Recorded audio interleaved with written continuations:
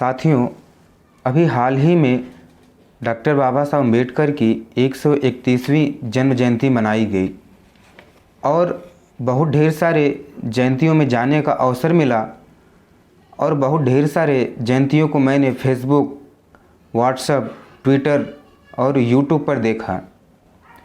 साथियों, जो हमारे समाज का जो एक दायरा बन चुका है, जो सोच बन चुकी है कि हम केवल एक दिन डॉक्टर बाबा साहब अम्बेडकर की जन्म जयंती को मनाते हैं और उसके बाद हमारे समाज के लोग केवल एक दिन डॉक्टर बाबा साहब अम्बेडकर की जन्म जयंती को मनाते हैं और उसके बाद वे लोग 365 दिन कान में तेल डालकर सो जाते हैं।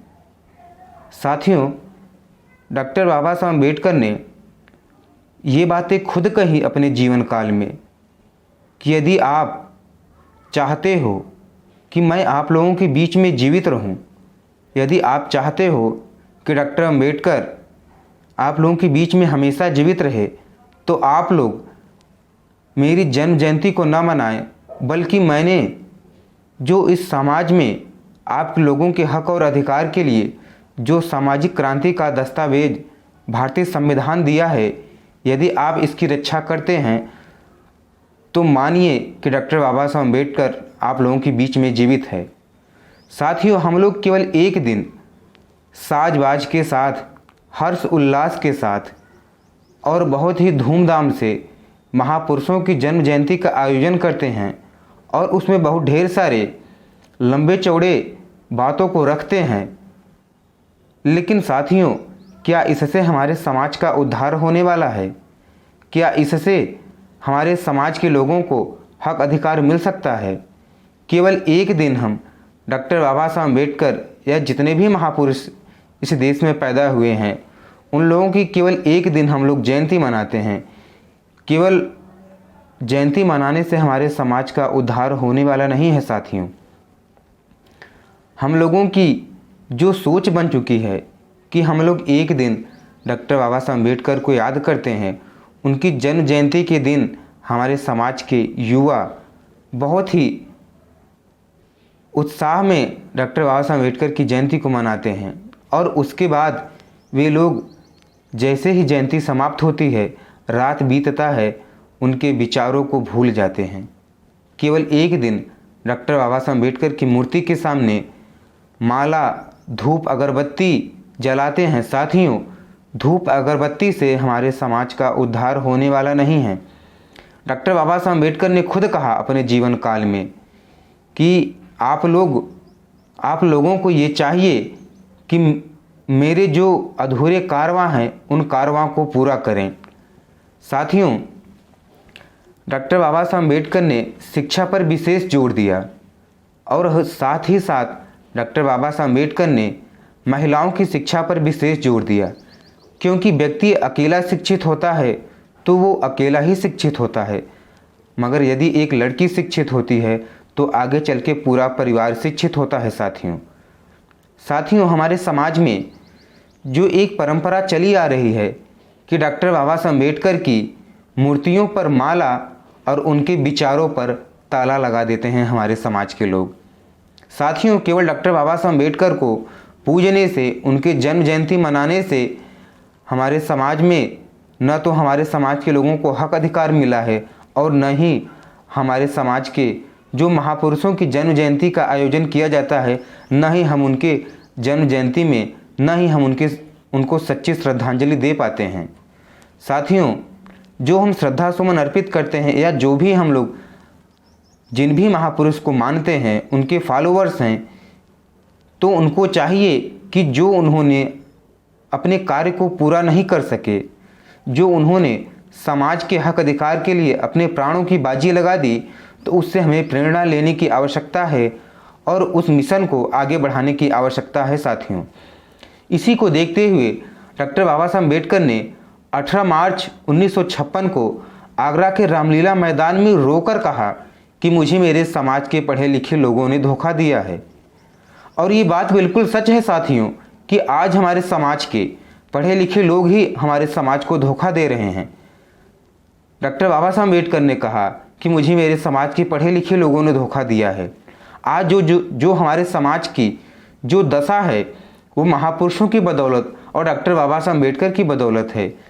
उस समय अनपढ़ों ने डॉक्टर बाबा साहब अम्बेडकर का साथ दिया और उनके मिशन में उन्होंने भाग लिया, और उनके मिशन में भाग लेने की बदौलत हमारे समाज को ये अधिकार मिले। लेकिन आज हमारे समाज के पढ़े लिखे लोग जो डॉक्टर बाबा साहब अम्बेडकर या जितने भी महापुरुष को मानते हैं या जितने भी महापुरुषों के फॉलोवर्स हैं, उनके विचारों पर उन्होंने ऐसा ताला लगा दिया है कि वो कभी खुलने वाला नहीं है। साथियों, हमें हमारे महापुरुषों के संघर्षों से हमें प्रेरणा लेने की ज़रूरत है, ना कि उनकी मूर्ति और चित्र के आगे माल्यार्पण और मोमबत्ती अगरबत्ती जलाने की ज़रूरत है। साथियों, डॉक्टर बाबा साहब अम्बेडकर ने उस समय कहा कि जिस देश में, जिस समाज में 10 डॉक्टर, 20 वकील और 30 इंजीनियर हो सकते हैं, उस समाज की तरफ कोई आँख उठाकर देख नहीं सकता। साथियों, लेकिन आज के इस दौर में हम यदि कल्पना करें, यदि इस समय का आकलन करें, तो आज इस देश में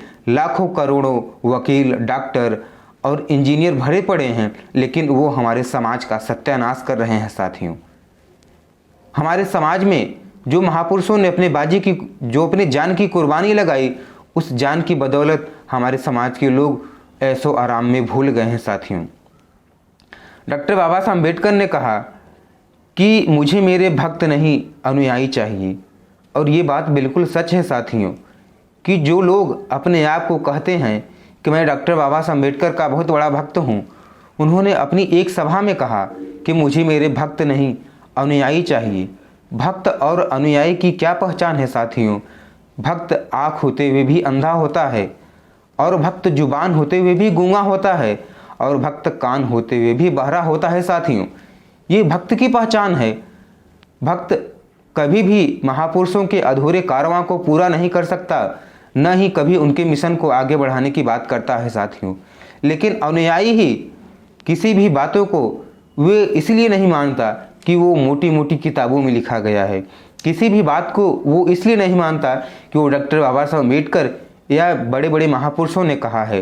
वो इस बात को तब मानता है कि जब वो हमारे तर्क की कसौटी पर खरा उतरे, तब वो इस बात को मानता है। साथियों, तो साथियों, हमारे समाज को चाहिए कि केवल हमारे समाज में जितने भी महापुरुष पैदा हुए हैं, उन महापुरुषों की जन्म जयंती का आयोजन न करके बल्कि उनके अधूरे कारवां को पूरा किया जाए।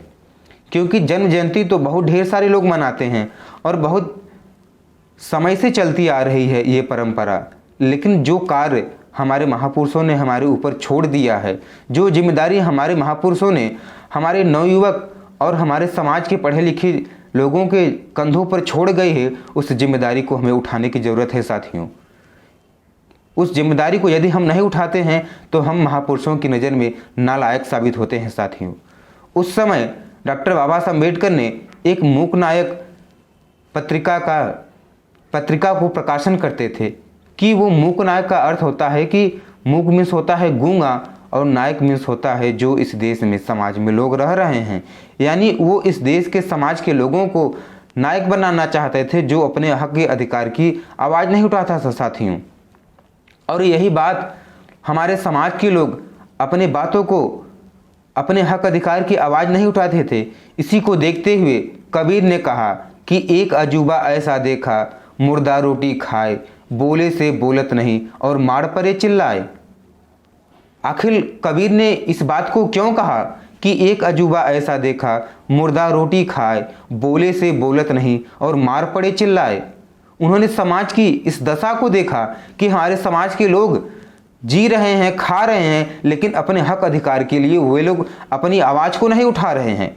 तो साथियों, यदि हम अपने महापुरुषों को मानते हैं, चाहे राष्ट्रपिता ज्योतिबा फूले, चाहे छत्रपति साहू जी महाराज, चाहे तथागत गौतम बुद्ध, चाहे पेरियार ललई यादव, चाहे छत्रपति शिवाजी महाराज, चाहे डॉक्टर बाबा साहब अम्बेडकर, जितने भी महापुरुष पैदा हुए हैं, यदि हम उन महापुरुषों को अपना आदर्श मानते हैं तो हमारे समाज के लोगों को ये चाहिए कि उनके अधूरे कारवां को पूरा करें। साथियों, जब तक हम उनके अधूरे कारवां को पूरा नहीं करेंगे तब तक हमारे समाज का उद्धार होने वाला नहीं है, और न ही हम उनके जन्म जयंती को सार्थक साबित कर सकते हैं। साथियों, इसी के साथ मैं अपनी बातों को विराम देता हूँ।